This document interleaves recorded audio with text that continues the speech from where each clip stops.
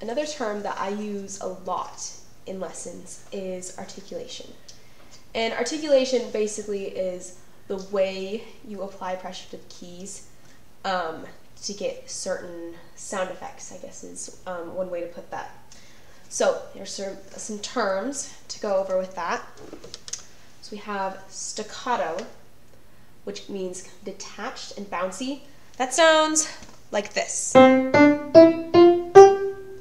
Everything, I kind of bounce off the keys immediately. Notice when I do this, I'm not bouncing my entire hand up. I just let each finger come up immediately. Almost like I'm playing a hot potato. You know, the keys are hot and I'm bouncing off of them. Legato, which means smooth and connected. And this is an example of that.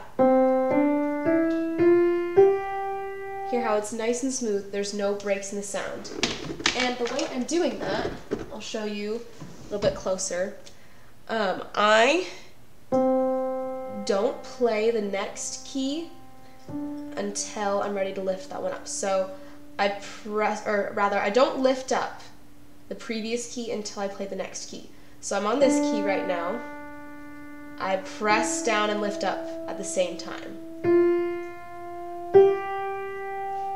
So it has that smooth, connected sound. And then there are certain symbols that we see in the music.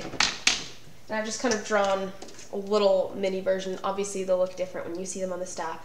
But this is called a slur, means to play legato. This is not to be confused with a tie.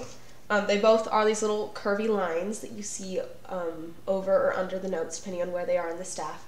A slur is going to connect a group of different notes. A tie is going to be connected to the same note, because a tie shows that you're holding those notes. You're adding their values together, whereas a slur just says, play this group of notes legato. Don't let there be any breaks in the sound over here. Want these to be smooth and connected.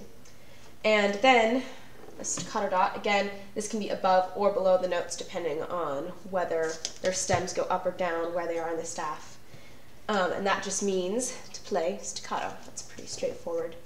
And those are the basics that you need to know about articulation.